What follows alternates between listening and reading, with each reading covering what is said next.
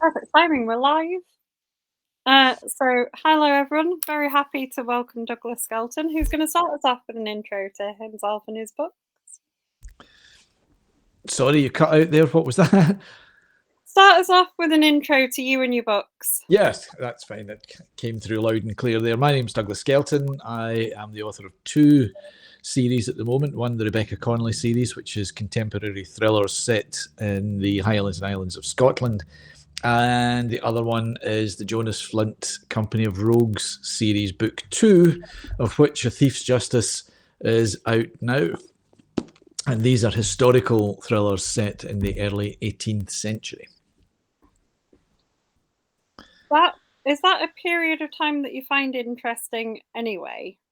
Yes, because I can remember it well. I know I'm shaping up quite well, but I put that down to drinking lots of water and a good skin regime, and never watching reality TV. So it is a period that I do remember. It is the early 18th century. All sorts of things were going on in Britain at the time, because the Act of Union had just been passed in 1707. You had the Jacobites, you had war with France, you had spies, you had criminals. I mix in the stories real life characters with my fictional characters. So you have the likes of Jonathan Wild, who was the self-styled thief-taker general for London. And he was essentially a gang boss. There was hardly a crime in the city that he didn't have his fingers all over at some point. Jack Sheppard, who at this time, it's 1715, 1716, was just a boy. So I fictionalized him a bit and turned him into a pickpocket, but he'll grow up to be quite a famous criminal. And other real life characters mixing in, but it's the period when a lot of things are going on, particularly in London. The first book, An Honourable Thief, started off in London, then moved to Edinburgh. And it was during the Mar Rising of 1715, which was an early Jacobite rising, which failed.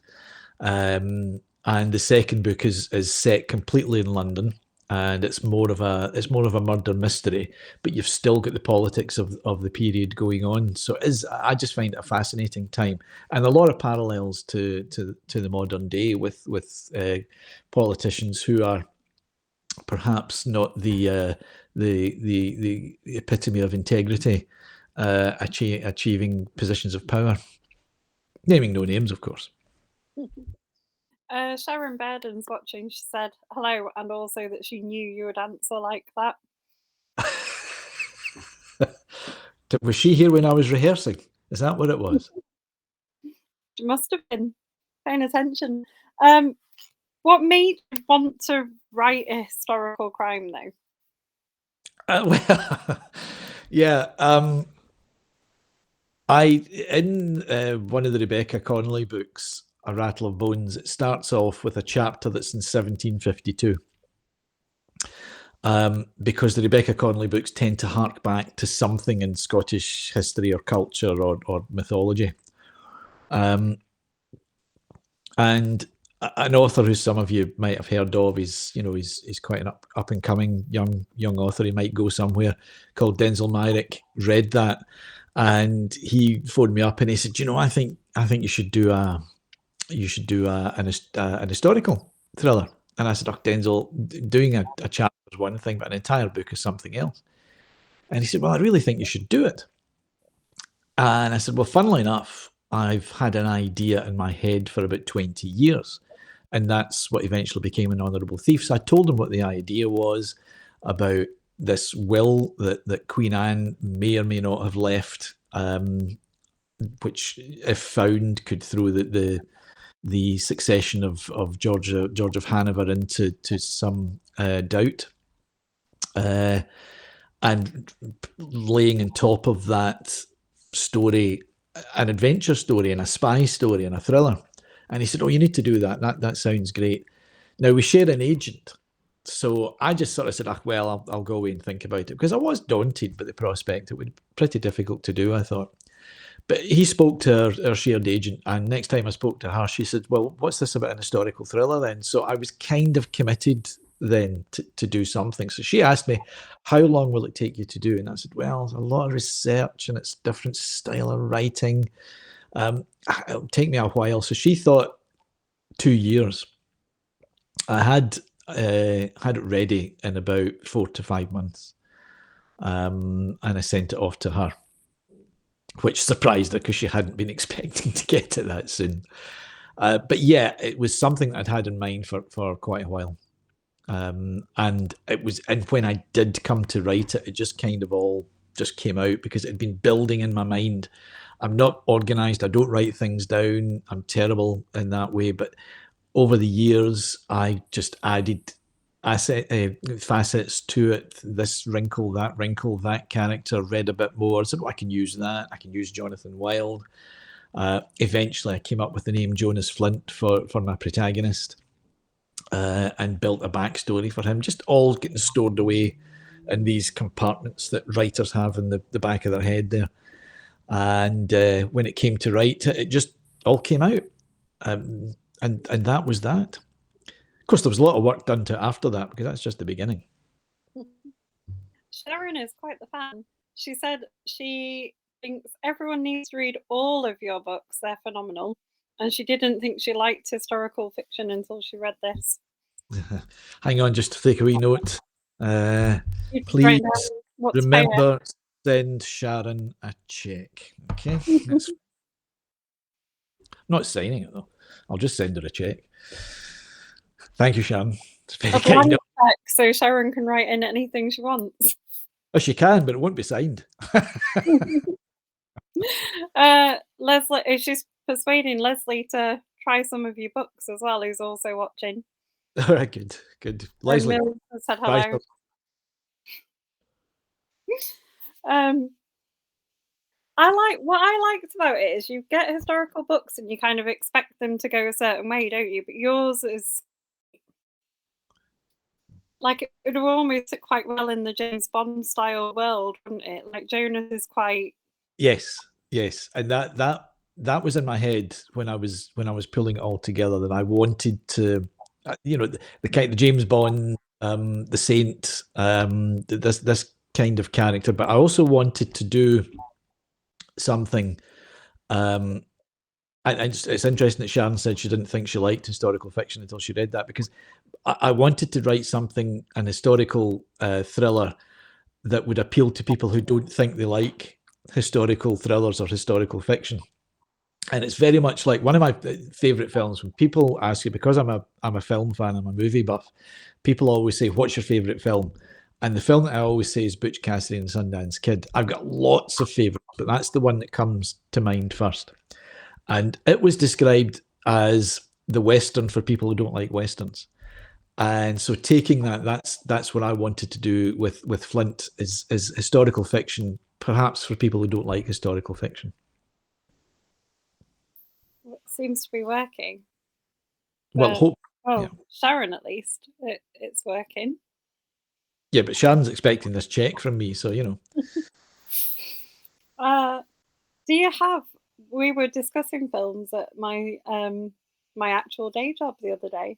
Mm-hmm. Do you have an order of favorite Patrick Swayze movies? You weren't expecting that question.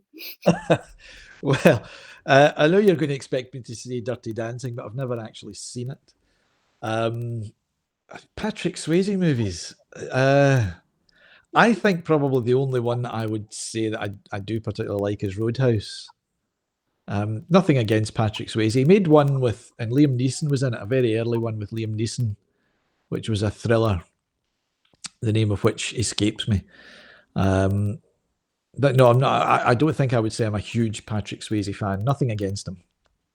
No, I don't think anyone was overly at our school. We were just doing it as a lunchtime activity.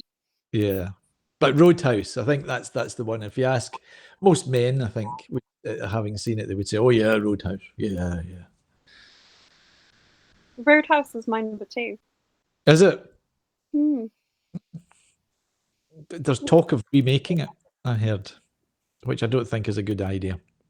It's never a good idea, is it? Never a good idea, no. No. So do you spend a lot of time, like, going back to Jonas, looking at sort of things like kind of armory museums, planning out like the fight scenes and things? Because Reed quite realistically, and I like how he names his weapons and things as well. Yes, that was just something that occurred to me as I was writing it. Yeah, I do have a look. I don't go into too much detail about the weapons because you can trip yourself up that way. There's always somebody who was going to say, "I think you'll find that you can't use that sort of 18th century. It wasn't there until the 19th century, and it wouldn't shoot that far anyway." You'll get that. So I try not to be too specific about things, but I do a certain amount of research. I mean, I do know now. I know now how to load these things. I had to find that out for book 3 because it figured prominently in one of the scenes in it. But the research is. I have quite as you can see behind me. There's quite a few books. There's even more elsewhere here and all through the house. And I've got various books that I use for research on the period. I keep buying more. I check the internet, just watch the sources on the internet to make sure that they're legitimate sites that I'm using. But I'm telling a story. It's just they're as historically accurate as I want them to be, and I will use real life situations. For instance, in A Thief's Justice, London is frozen. It's a seriously bad winter, and the Thames has frozen over. Now, that actually happened in 1716, but I've moved it about a month or so because I wanted the period to cover a real life incident about trying to burst somebody out of the Tower of London, which is a subplot in the book. So I moved the frozen Thames. By that time, March, I think it is, the Thames had thawed. So that's what I mean by it's historically accurate, but I will change things if it suits me. But I put my hands up to it. If you read the author's note and then the historical notes, I'd say I've changed that. I moved it. In the first book, I took a real life incident that had happened 20 years after my time period in Edinburgh, fictionalized it, and just transported it to the time period that I wanted. But again, I admitted that's what I've done. This is based on the Porteous riot, but I've moved it. I'm always interested when people write books that are heavy on action, though, if they actually kind of almost act out the fights as they're writing them. Well, you see, I am Jonas Flint. I will kick in a door at any. That's my exercise, and yeah, you do. You work it out, and you will do the movements. And if it's about, I did it with the Davy McCall books as well, which was my first series. And there was quite a lot of fight scenes in that, and you would work out how to do that, and is that possible? And same with Flint, and you do say, right, what would happen, and how would he move? So there is a certain amount. I do it when nobody's about, so there is a certain amount of posing about with as if you've got a gun on and whirling round, and how would you do it, and can you catch that? Can you do this? So yes, there's a certain amount of nonsense that goes along with it. According to Sharon, she says you've got an injunction out against her. Yeah. She's and trouble. Then, Cara Ramsey says, join the club. Oh. Yeah. Cara Ramsey says what? She says, join the club in reply. Yep. Both of them, they're nothing but trouble. But the best kind of trouble, right? Well, you might say that. I couldn't possibly agree. Trouble's trouble, particularly Cara Ramsey. And Sarah Eckford has said that if you're going around kicking in doors, the doors would have to be made of very thin wood. She knows me so well.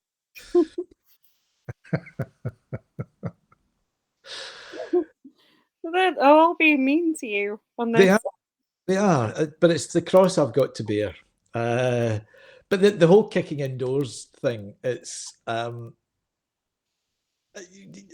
write the Rebecca Connolly series as well, and she couldn't kick in a door. That she's a character that just wouldn't do that. I said this to a journalist friend of mine. I said Rebecca's a journalist. I like doing Jonas Flint because he'll kick in a door, whereas Rebecca wouldn't. And my journalist friend said, I've kicked in doors. And I said, yes, but Rebecca's not your kind of journalist.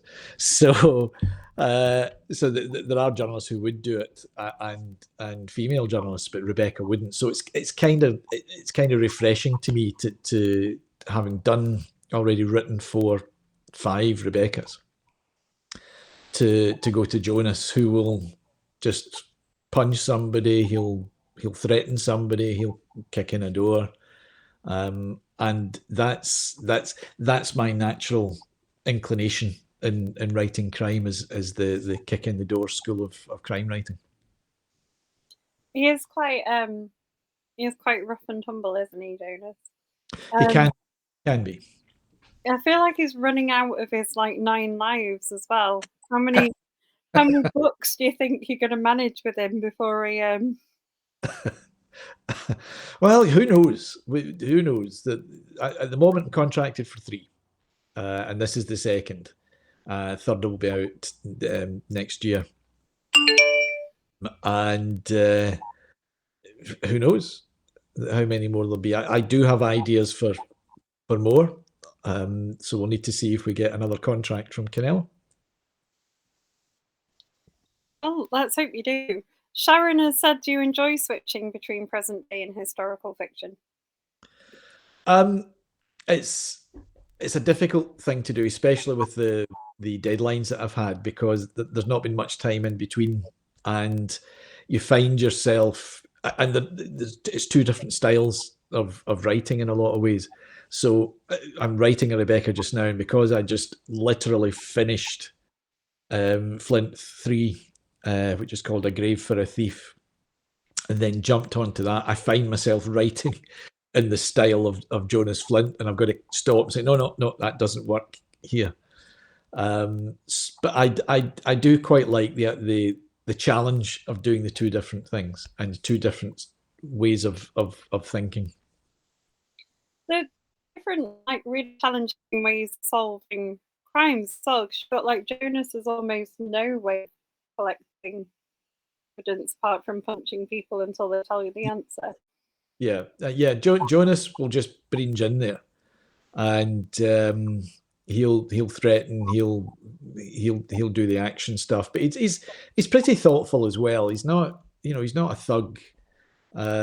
He doesn't like doing it. He will just do. He's a character who will do what he has to do in order to achieve his aim.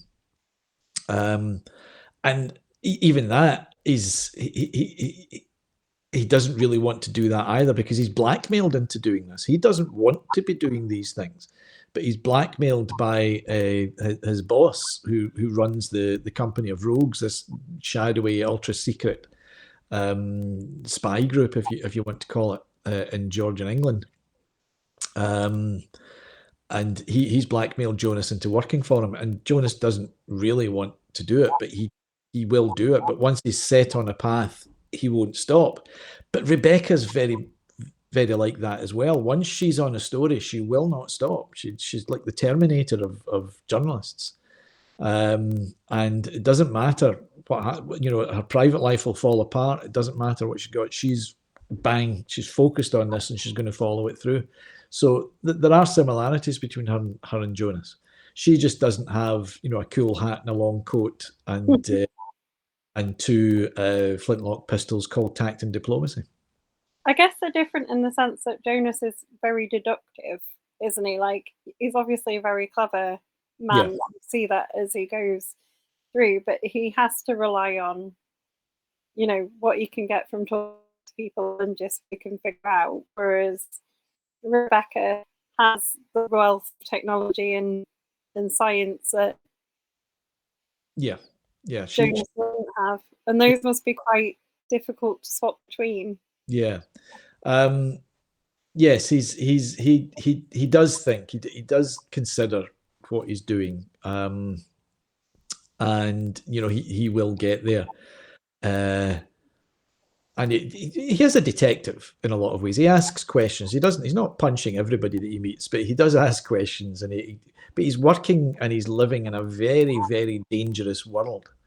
The criminal underworld of London, and London itself was a very, very dangerous place in those days. It was a hotbed of crime and vice as well. There was all sorts of naughty things going on, um, and so he's going to walk through this. So he has to be the way he is. But he does think Rebecca doesn't have to tangle with that. Although she meets some pretty dangerous characters in her time, and has been under threat. But yeah, she's certainly, she's got a gentler approach to it.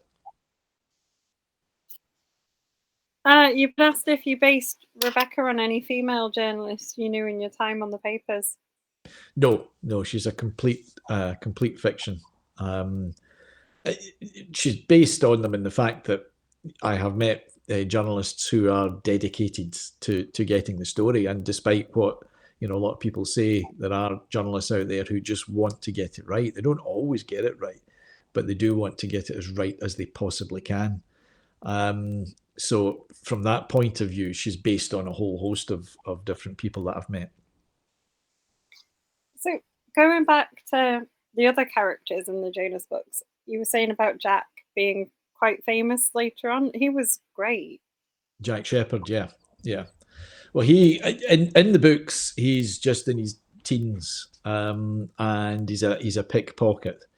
But later on in real life, Jack Shepherd was quite a celebrated thief. He was well known in 18th century London. He was imprisoned. He escaped from Newgate prison twice, I think. He knew Jonathan Wild, certainly, and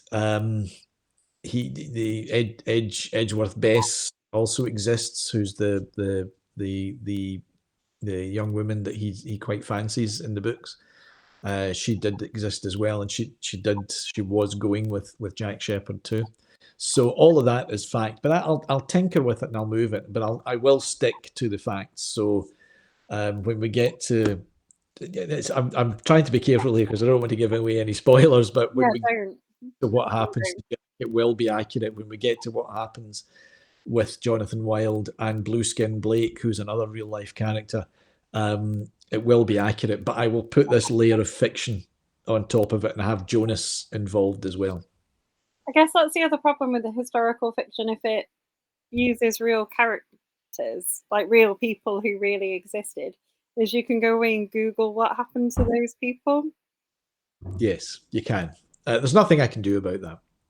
I just hope that people don't do that, because that'll spoil the fun of what happens later if we get that far, of course. Being very presumptuous here.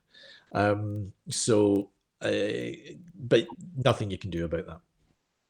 I didn't know that thief takers were a thing either, and I thought it was really interesting. Yeah, it's like kind of like almost a little bit vigilante-esque in at times.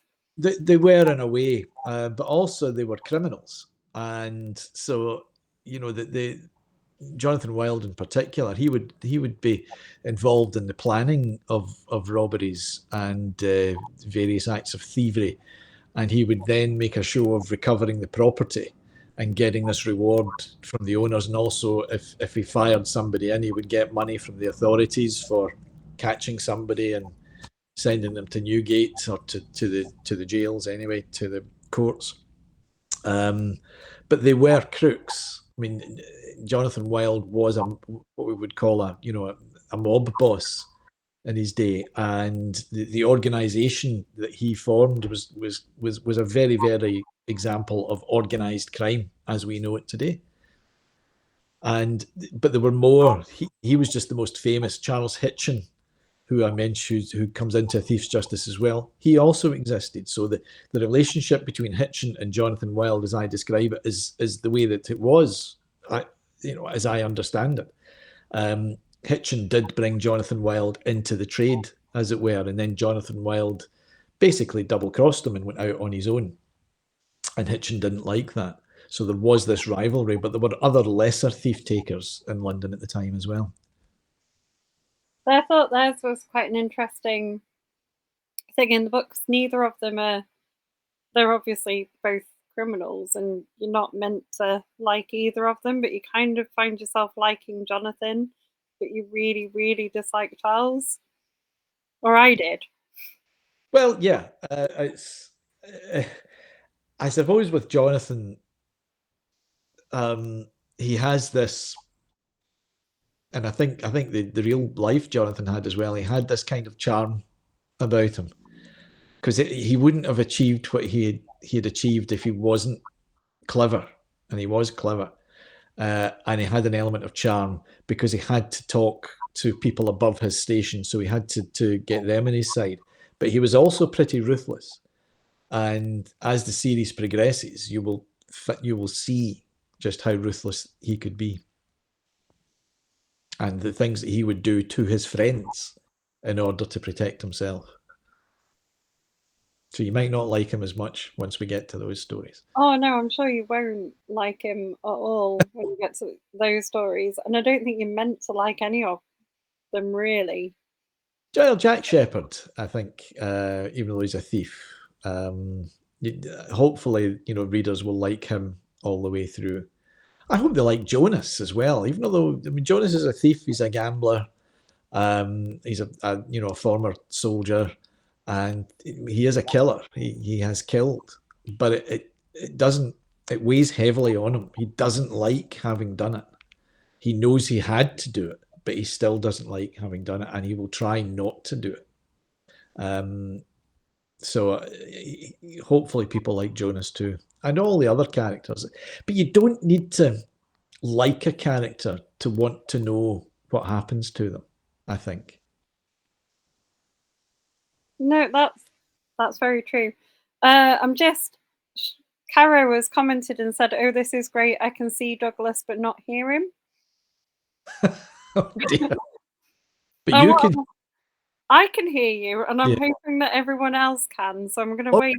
That's the reason I've read it out. Is I'm hoping that other people will comment and tell us if they can still hear you. Is it? Who else is there? There's Sharon, Sam, Sarah Blackburn, Sarah Eckford, Mills, Leslie Lloyd. Yeah, a few people. Yeah, so people can obviously hear us. It'll just be Caro. Yeah, everyone else can hear. It's just Caro. Yeah. So this is especially for Caro.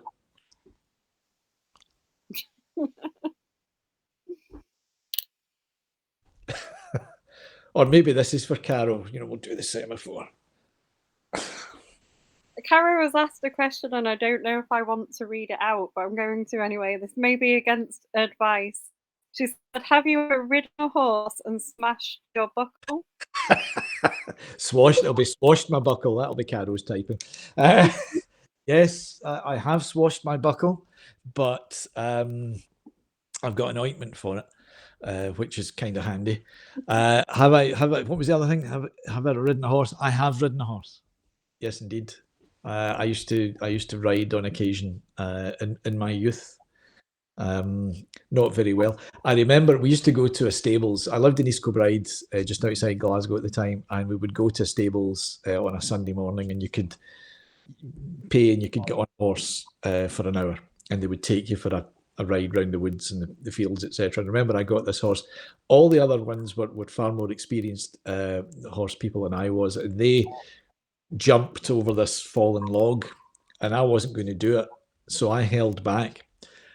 The horse had other ideas, and when he or she saw all his or her friends, I've no idea what the gender of the horse was, but saw all his or her friends galloping over to this log and then jumping over, he or she decided, yeah, I'm going to do that as well. and there was not a damn thing that I could do to stop it.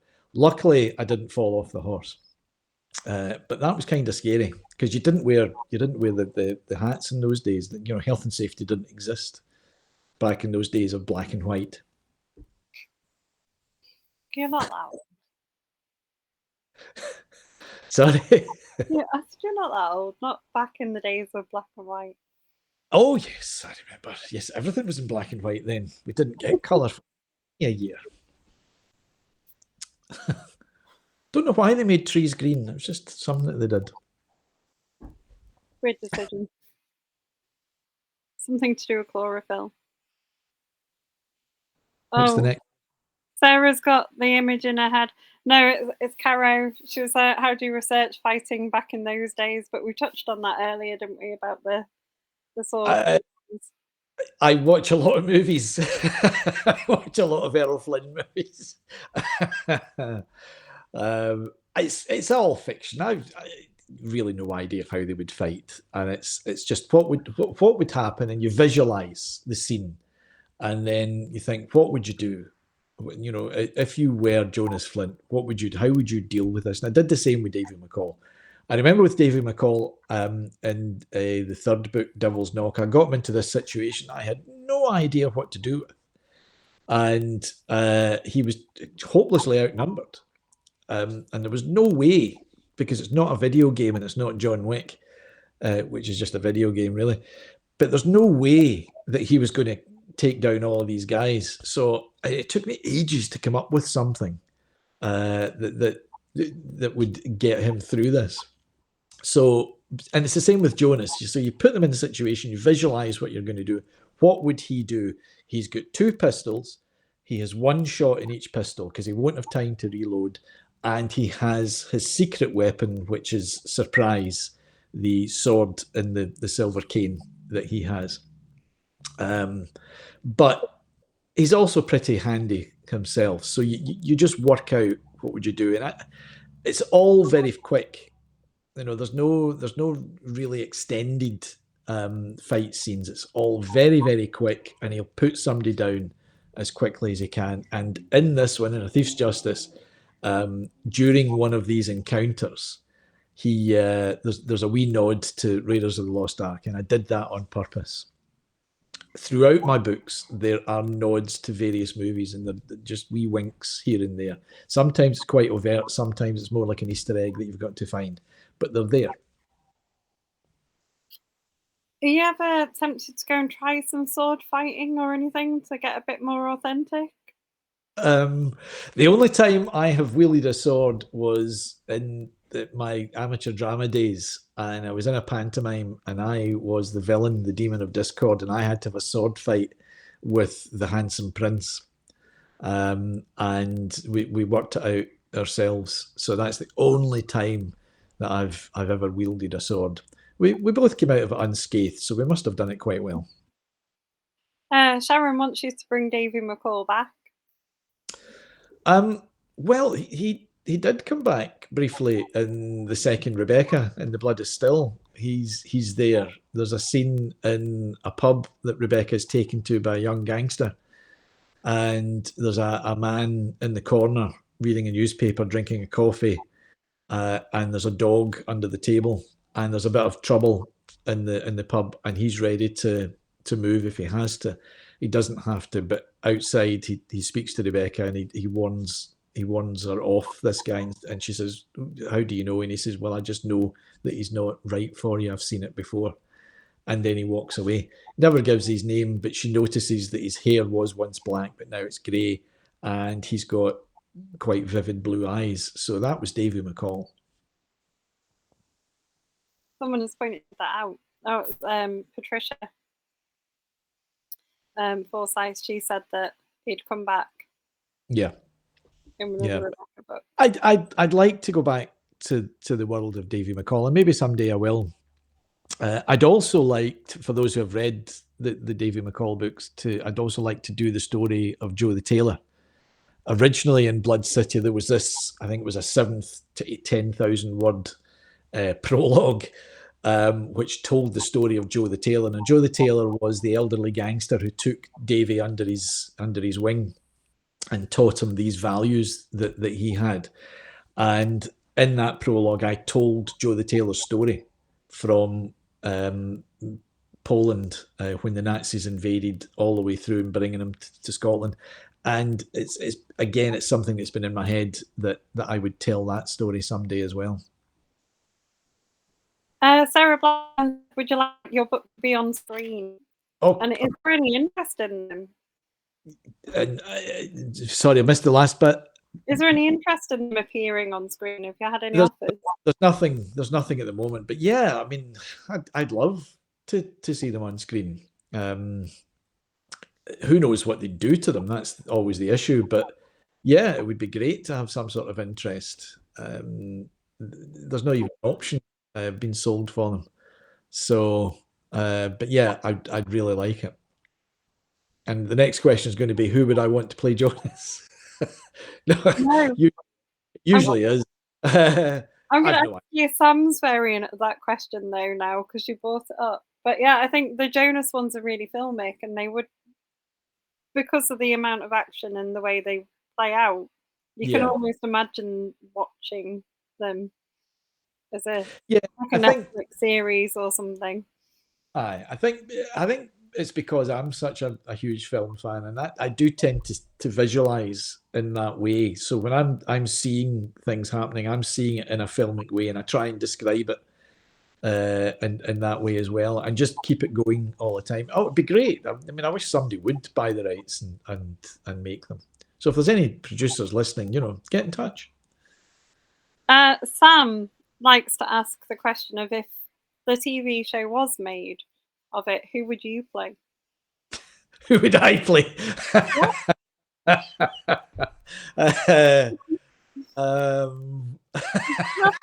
You'd have to make an appearance. That's a great question. I don't know. I've got a great face for radio. Yeah, probably just do one of these cameo appearances, like who was it that wrote the Morse books? Colin Dexter, and just pop up here and there.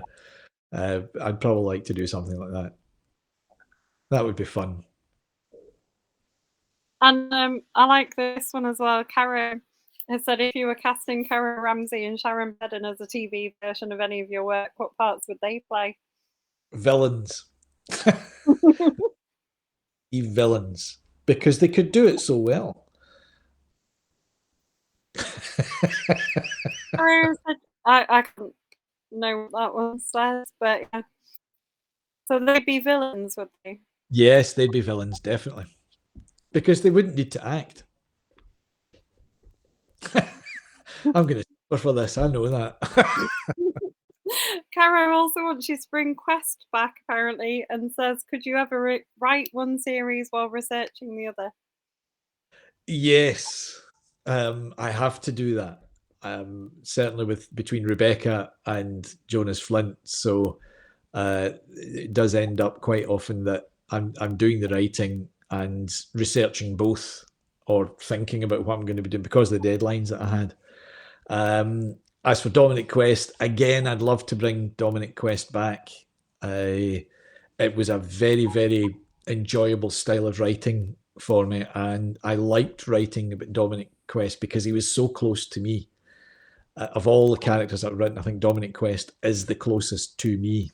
Pain in the backside, and just movie daft. But we need to see what happens in the future. It would be good to have them back. But what I do with the books is a lot of characters from the different series that pop up in Rebecca. So there's characters from the Davy McCall books that have popped up in the Rebeccas, and the cop, Val Roach, in the Rebecca books was actually the cop that was in the Dominic Quest book Tag You're Dead. And she refers to a couple of things in that. So I like to mix it up in a lot of ways. And at the moment, in the Rebecca that I'm writing for next year, there's even a nod to the Jonas books.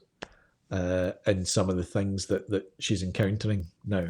I've already done that in a way in the Rebecca ones, but it was so subtle that people probably wouldn't know it because Jonas hadn't come out. But it's all to do with the Fellowship, who are the sort of they're like Spectre in the Jonas books, just to keep the James Bond thing going. So the Fellowship, and into the Dominic Quest book, The Dead Don't Boogie, they talk about the Excelsis Corporation, and really, in my mind, that's the modern day version or part of the Fellowship. And in Where Demons Hide, the Rebecca book, there's talk about this group of men who are very powerful. That's the Fellowship. And in the next year's Rebecca, that's going to come out a bit more. I'm going to show myself up now. I don't know who Spectre are. I've only ever seen one James Bond movie. Spectre are the James Bond books and the movies. They're a sort of criminal organisation, the worldwide criminal organisation that James Bond often comes into contact with, and Blofeld is part of it. Patricia has said that she's going to look at the Dominic books and reread them, and that she's got all your books signed. She has. She's a bit of a stalker, really. You know, if it's bad enough, I've got Caro and Sham. You know, they're villains, but Patricia as well. I'm only kidding, Patricia. Yeah, Patricia's a legend. She is. She is. And then there's one. This is Caro again. She says, "Alan, Stuart wants to know what film you wish you had written." What film I wish I'd written? Yeah. It would be Butch Cassidy and Sundance Kid. I just love the dialogue. I love the whole nature of it, and it's fun. And it's like everything else. It's really funny until the fun stops, and then it turns tragic. And it's a style that I really enjoy. So I'd love to have written that. So you've talked about hiding like the little Easter eggs in sort of nods to films throughout the books. How do you manage to work it? Because they're quite funny as well. Like the Jonas book, there's moments of genuine humour. Yeah. In with it, and that is good because it lightens up sort of the darker moments. But how do you manage to work that in so naturally? When I started writing it, I didn't know how I was going to do the humour, because I'm a big believer that you need humour, especially if you're writing, dark subjects. And I think you need to leaven it with some sort of humour. And I believe that there is always somebody somewhere, no matter how dark something gets, who's going to say something stupid or something funny. And it's probably going to be Caro Ramsey. But, and I thought, when I started doing it, how am I going to get humour into this? But it just kind of came. And I think it was the approach I took with Jonas, because he is quite dry in the way he deals with people. So you've got this interaction, particularly when it's somebody who's being aggressive with him. And it's very like, Philip Marlowe, Raymond Chandler's Philip Marlowe, in the way that he talks to people, except it's 18th century London. So that was the approach I took, that he was kind of like a private eye. So he's quite tough, and he's quite smart, and he's quick-witted, and he will come up. He doesn't crack jokes, but he will say things that are hopefully amusing to the reader. Generally, somebody. I think they are, and it's sort of the other cast of characters that bring them in. So there's like a big lurky. Yeah. He's quite funny. Ensemble. Yeah, I've got an ensemble there of characters who he can play off and play with. And certainly Belle St. Clair, he plays with quite considerably. But it's so. Yeah, I think that's important as well. And it's getting the characters, once you've got the characters down, and you find that the humour then hopefully comes naturally.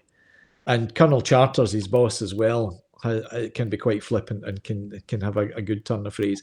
And that's the fun of it, is being able to do this. And the language as well that you can play with, the way that I have them speaking. I've no idea if this is the way they spoke in the 18th century. It's the way that I want them to speak for my books. So the way that they speak can actually be quite humorous as well, the words that they use. And then there's the whole slang thing, the thieves' cant that I lace through the entire narrative. Is that because there was a question further up the stream that we missed about the language that you used and like the research that you might have done for that? Is the thieves' cant and like actual slang that we used? Yes, everything that I use is genuine. It's genuine thieves' cant. It might have been in use later than my period, but as I said at the beginning, I will move things if it suits me. But yes, it's all genuine, and it's there are books you can get, there are things online that you can check. So yeah, and I go through and I think, right, where can I get about thieves' cant? So I go looking for the word that I want to use. I think it gives a flavour. It gives a flavour that might not be there otherwise. Patsy said that if you remember her, call her Patsy next time, admits to being a stalker and says she wants mentioned in the next book and she'll bribe you. So is that just Patsy, or do I call her Ms. next time? Because I didn't know next time was her middle names or just Patsy, I think. And Caro says, what book, including the non-fiction, are you most proud of? The next one. Yeah, I'm proud of most of my books, including the non-fiction. There is one non-fiction book, and I'm actually looking at it at the moment, that I'm not particularly proud of. I still don't like it, but the non-fiction, I'm proud of Indian Peter in the non-fiction, because it wasn't just crime. There was adventure there, and there was proper history in Indian Peter, and it was 18th century as well, funnily enough. So I like that, and the Dark Heart, which is the history of the Edinburgh toll booth, which features in An Honourable Thief quite considerably. So I'm proud of that. Fiction-wise, in a lot of ways, I'm proud of every single one of my works of fiction, even the poor old The Janus run, which failed miserably, I'm afraid. So I'm still proud of that. I did what I set out to do with that. It just didn't click with readers.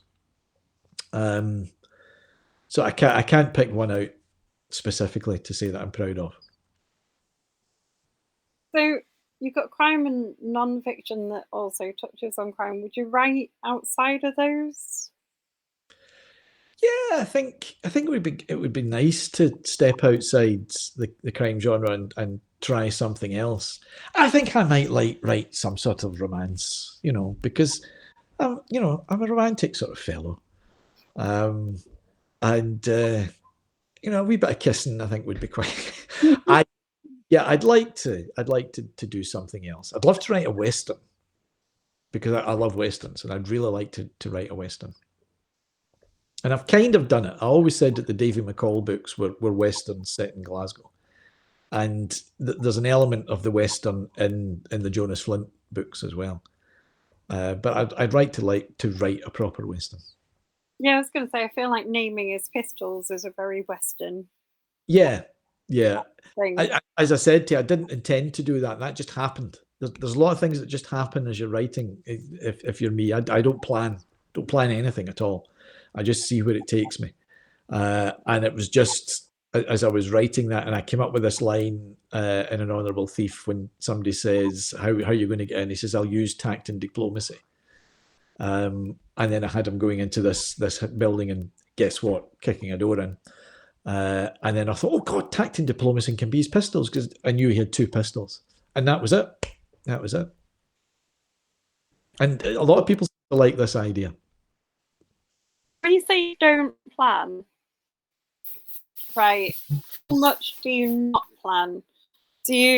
When you start, if you've got an idea of where it's going to end, do you have like any idea, or do you just start writing and see what happens? I sometimes have an idea of where it's going to end. Other times I haven't a clue. I've got an idea of what something's about.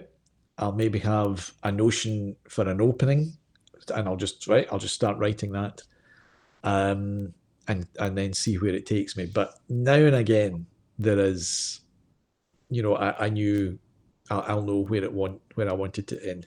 With A Thief's Justice, what did I know about that? I didn't even know about the frozen London when I started writing it. That I discovered that during the research, and then I thought, having that, I'm using that, and then I knew, once I got that, I knew I wanted it to end on the frozen river. But that's a bit far. I don't know who the killer was. I don't know how he was going to get there. I didn't know why this judge had been killed. And I just knew that I wanted a judge to be killed. I wanted Jonas to be following it through, to be investigating because somebody else had been arrested for the murder and would be facing the trip to Tyburn if Jonas doesn't clear his name. And that was it. And everything else just sort of fell into place eventually. I'm always amazed by the people who say they don't plan and then have really complicated books. Oh yeah. It drives you up. It really does drive you up the wall. Lynn Anderson talks about, you get to the point, the muddle in the middle, and you've got to try starting making sense of all this stuff that you've got going on. The first Dominic Quest book, The Dead Don't Boogie, I had written about 45 to 50,000 words, and I just kept throwing in set pieces. I kept on throwing in chases and gunfire and all sorts of things, because that's the kind of book it was. And at about 45 to 50,000 words, I had to stop and say, right, hang on, I need to think of a story here. I need to think of a plot. Why are all these disparate groups searching for this young woman? What does she know? What does she have? What's the point of it? And I had to take a couple of days not writing any further until I'd come up with something. And then once I'd done that, it enabled me to get to the end of the draft, and then I could retrofit anything that needed to be fixed before that in the next draft. So it can be quite daunting. And it's the same with the Rebecca that I'm writing just now. It's only now I'm at 48,000 words, and I'm only now getting a glimmer of what might be behind all of the stuff that's going on. Martin, I was talking to Martin last week, and he's like friends with Anne Cleves, isn't he? And she says she doesn't plan at all. But he thinks that writers still have a rhythm. So even if you say you don't plan, you've got like a rhythm of your books. So yeah. Following that path, so you still have a path, but you don't. When I say that you don't plan, I do firmly believe that Stephen King talks about the boys in the boiler room. And I've got the same theory, in that I think there's something going on. I mentioned it earlier, these compartments in the back of a writer's head, when there's all sorts of things sort of tucked away there. And I think there's some sort of entity in there who has already planned what you're writing, but just hasn't told me. And it explains why, because I'm on a need to know basis, and at that stage I don't need to know. And explains why sometimes I'll write something on maybe page 220 of the manuscript that I'm writing, and I'll stop and say, oh, that's why I did that on page 62. So I think when I put something in on page 62, I, on some level, already knew what I was going to do on page 220. It just wasn't evident to me. So it sounds all very airy-fairy, but I think there is something going on. I think that there is something going on in the freestyler, as we're now called, because pantster just sounds so rude. Mm-hmm. Or the freestyling mind, I think it's all in there. It just doesn't come out until it's time. We've got about 5 minutes left. What have you read this year that you've really enjoyed? I've been doing a lot of research. So I've not really read a lot for my personal enjoyment. I'm going to hate saying this, but I've enjoyed Denzel Myrick's books, the ones that I've read this year, and Carol Ramsey's The Devil's Stone. And I know she's. I'm not just saying that because she's here. She might be away. She can't hear me anyway. But Carol Ramsey's The Devil's Stone is very good. And but as I say, I've not been able to read a lot for my own pleasure. And your favourite movie of the year so far? You're a movie buff. I thought I'd throw it in. But I've been, unfortunately, a lot of modern movies just leave me cold. I can't be bothered with superhero movies. Having said that, I did go and see Guardians of the Galaxy Volume 3. And even although it was a good 45 minutes too long, it was far better than I expected it to be. To use a phrase that somebody has said about reading the first Davy McCall book. My partner decided that she'd better read my back catalogue, so I had said, "You're not going to like the Davy McCall books." And she said, "Well, I'll read them anyway." And then she read Blood City. Sarah read Blood City, and she was asked, "Well, how is it?" And she said, "Well, it's not as bad as I thought it would be." So she said that to Gordon Brown, and Gordon said, "Well, that's going on the back cover anyway." So Guardians of the Galaxy Volume 3 was okay, but far too long. And that's the first time I've been to the cinema since I saw Top Gun last year, which I also enjoyed. I didn't like the first film, but I enjoyed the second film. But I've been watching a lot of older stuff on TV, so I'm happy when I'm watching an old film. I think the last thing I saw at the cinema was the remake of Dune. Oh right, yeah, I didn't see that. Yeah, but I didn't see that in the cinema. I saw it on TV, so maybe it was dwarfed there, but I didn't enjoy that either. Sharon said, "Thanks for the great interview. It's been emotional."